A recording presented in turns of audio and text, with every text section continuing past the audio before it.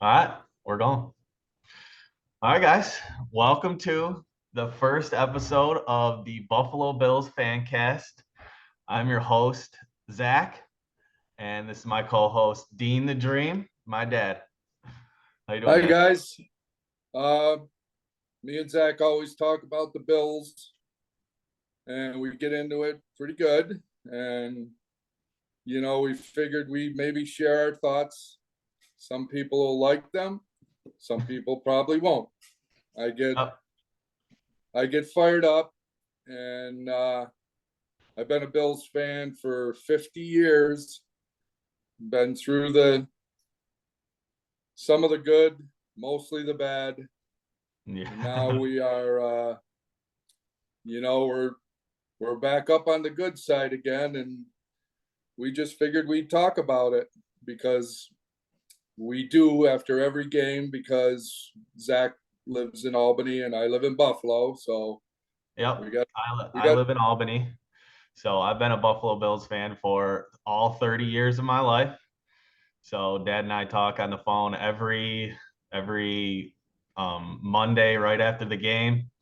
And we watch these podcasts all the time, and we were like, you know what? Might as well try it out ourselves.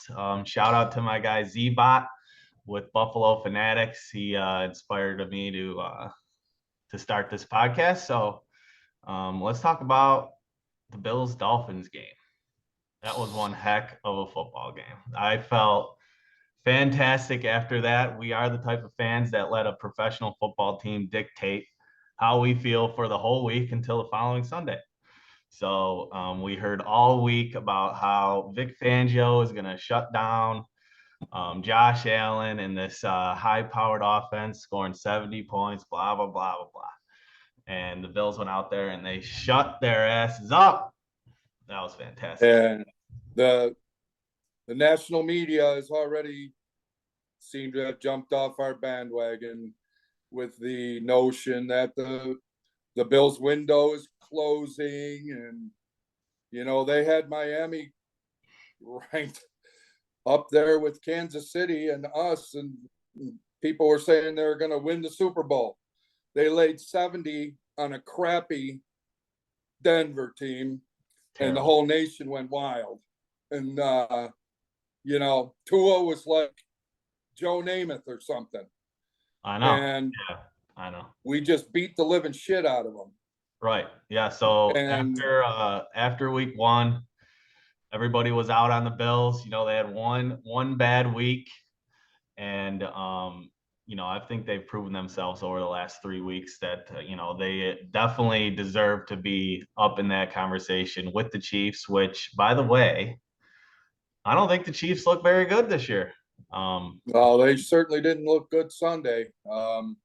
If it weren't for the so-called holding on that play where they picked Mahomey off, and then the and five then second holding yeah, penalty on the linebacker that where was he took off for 25 yards. Um, they that were changes the struggling game with right it. there. That Yeah. changes the And game right there. they're struggling with the Zach Wilson led Jets team. Right. So, well, we get to them. I think it's week 8 or something. And I'm sure, you know, deservingly, Mahomes, he's won 2 Super Bowls. So he's always going to be, seems like the darling right now. And He it's is the kind of darling. it's kind of annoying to me. I mean, Yeah. he's a Well, great he's a great quarterback, but you got to give Josh his due. I yeah. mean, Well, yeah, we've dealt with Tom Brady for 20 years, 20 years. and he was the darling of the league, and now we got another darling of the league, and Patrick Mahomes, and it's very evident. I don't know. Somebody needs to hold these refs accountable for blown calls like that affect the football game in that manner, because the Jets win that football game. I'm confident that the Jets win that football game if So those was calls are Salah. made I mean, correctly. their head coach said, you know, I thought he would have taken us down to win. I mean, it's happening all over the league. It's not just us. There's a lot of bad refereeing going on right now. There is. But There is. You know, we lost to the Jets opening night, Monday night, September 11th, and Josh just it wasn't his night. But in the last 3 games, he's tearing it up. Yeah, And that Jets game, that loss was probably, we're going to look back and think about that loss being one of the better things that happened to the Buffalo Bills this season. They needed a little bit, a humble pie. And, they really took a look at themselves after that first week and said, all right, we got to clean it up. And they have almost played perfect football for 3 weeks in a row.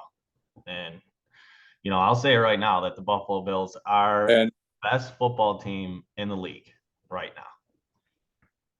yeah, I mean, the difference in our defense with McDermott calling the plays from Leslie is leaps and bounds. I mean, we're tied for the league lead in sacks. When was the last time you ever heard that?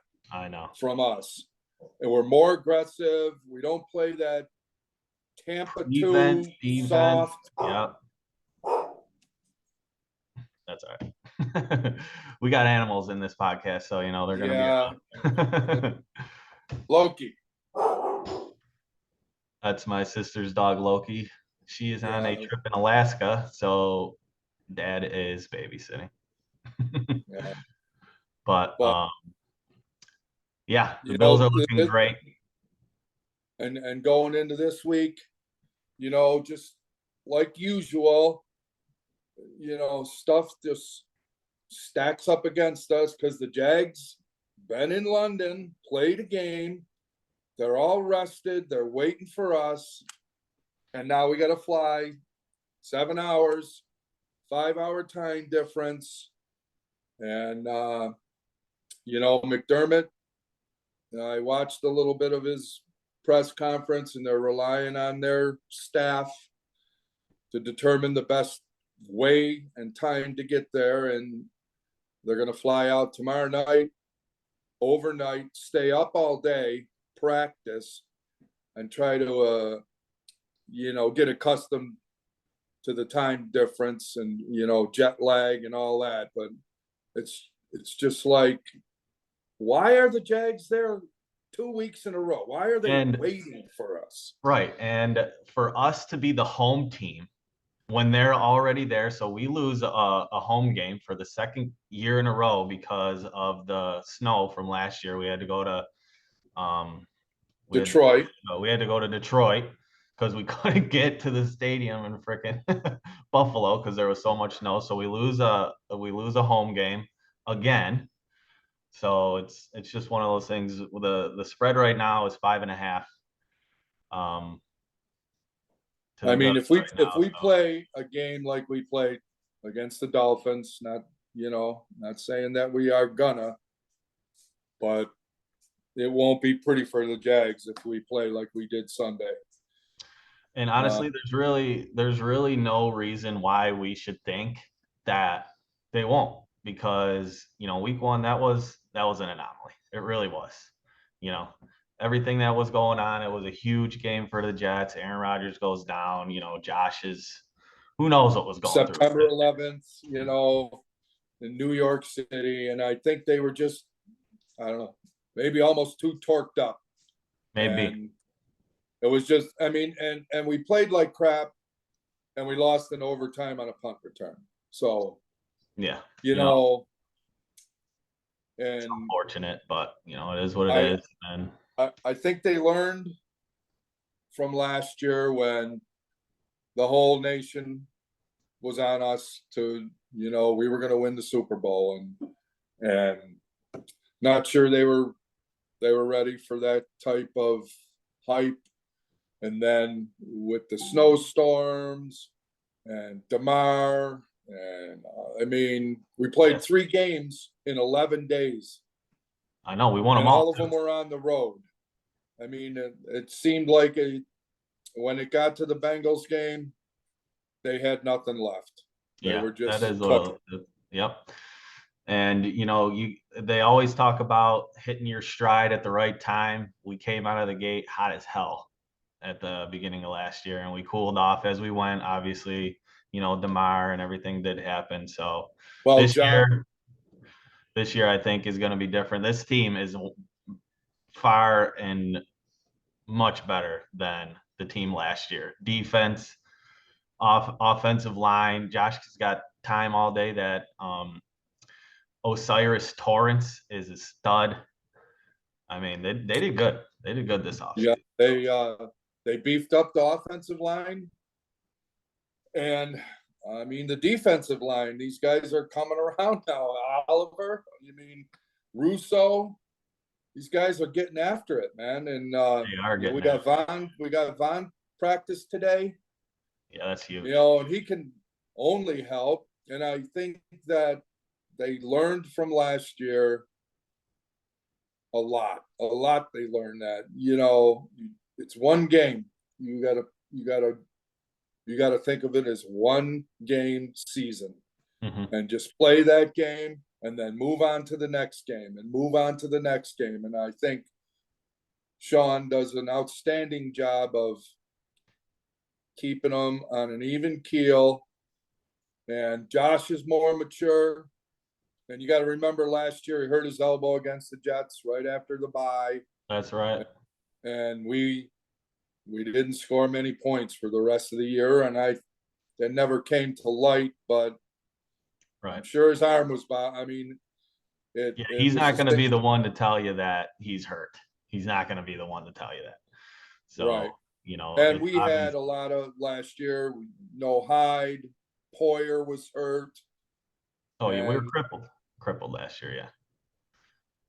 So staying healthy is going to be the key this year. But let's take a look at some stats from the Dolphins game here. So Josh had 310 yards passing, 4 touchdowns through the air, 3 to Stephon Diggs, which, we'll visit that with the old, Steph wants to be out of Buffalo, which I don't know why you want to be out of Buffalo when you get 3 tutties and 120 yards in a single game.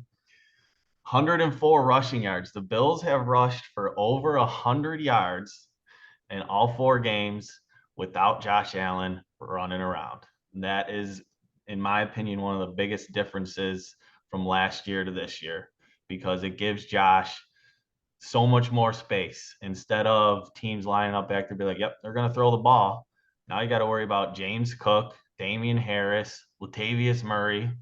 They're running the heck out of the ball. It's great. I mean, Latavius Murray, big back, can catch. I mean, we have a full maybe a complement of backs. Cook, he's our little scat back, and when you need the tough yard or two, Murray and Harris, they can get it up in there. And like Zach said, Josh isn't running like he scored a running touchdown against the Dolphins, but not like last year. It seemed like I'm fine. They were calling so many quarterback runs. You're just asking for trouble, and you can't run an offense like that. You have to have a running game. Right. And so Josh has been under center a heck of a lot more than he has been in the past. They normally run right out of the shotgun. So now under center, I think they played play action like 70% of the time during the Dolphins game. So it keeps them guessing. They don't know what's going to happen. Are you going to throw it? Are you going to run it? That's what keeps Stephon Diggs wide open. He torched that all game. I mean, if Josh could, he could throw it to him probably every play, because the guy's wide open and he doesn't drop balls. He doesn't drop them. No, if it's anywhere where his hand touches it, he's gonna catch it. That last touchdown where he fried that guy in the end zone, I honestly kind of felt bad that Vic Fangio was just leaving that kid out to dry. I think he was, no safety help, nothing. I think he was a rookie too, and he got schooled by old Steph there. And then I got a stat. Josh is the AFC Offensive Player of the Week again. So since he's been in the league, he's played Miami 11 times, and 5 of those times he's been the offensive player of the week. So you talk about squishing the fish. Oh yeah, He owns the Dolphins. he does. He does own the Dolphins, and so no other team was able to, you know, kind of cool down Miami like the Bills were. And I think the biggest thing is, I've been hearing it for all week. That Tua is a system quarterback, and you got to give him credit. He's leading the league in passing yards right now, but he very obviously is a system quarterback. You take away that first read, it's very tough to him to get to the second one, especially because of the pass rush of the Bills. So we have, the book is written for the Dolphins, but I don't know of many other football teams that have a defense that can execute it. So, well, I hope there is. yeah, me too. I hope people learn from us. I hope they do too. But today, that game on Sunday, that's going to play a role in the number one seed, I think. Moving forward. we would have been hurting if Miami would have walked out of here 4-0 and we were 2-2. Yeah, that would have been two division losses and conference losses. Yeah. Like I said, I hope these defensive coordinators are watching that film because Tua's got some stud receivers, Tyreek Hill and Waddle, and but you got that A-Chan, that running back. He's going to be good too. Yeah, but like I said, the whole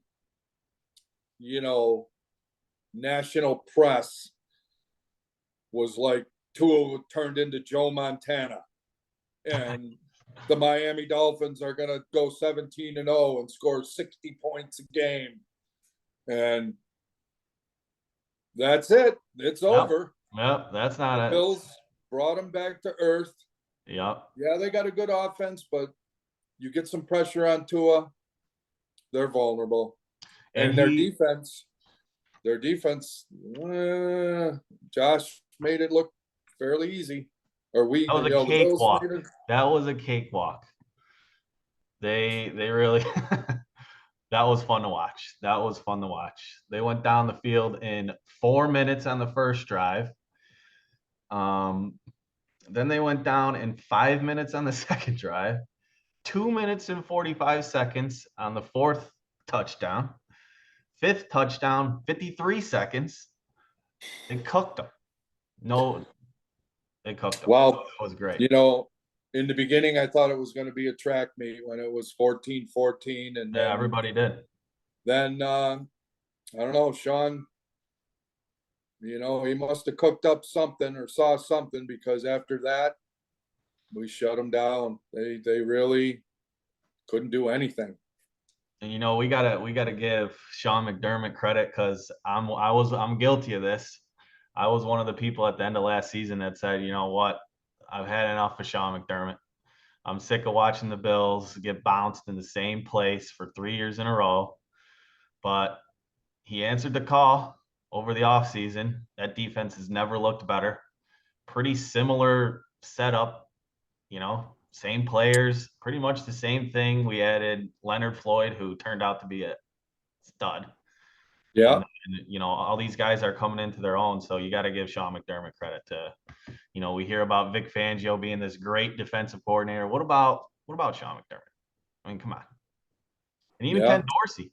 Ken Dorsey's been calling great games. So Zach was on McDermott, and at the end of last year, I was saying I had enough of Dorsey. He, just no, I don't know how to put it, just vanilla. Hand the ball off to Cook on first down, run up the middle. Second down, throw a little something in the flat. Third down, Josh runs. It was the same. You're right. It was, and I think teams saw that. And I'm not going to lie, at the end of last year, I was like, maybe, I know it was only his first year, and I have a bunch of my friends who are big time Bills fans. We watch most of the games together, and they, they were like, Dino, he's in his first year, but I've been through it for so friggin' long. I'm I know. sick of getting bounced. At some point in time, it's just got to happen.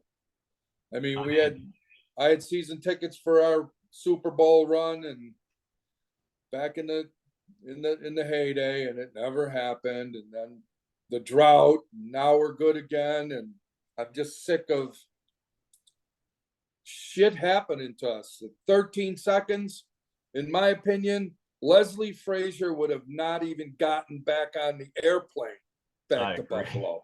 I agree. That was.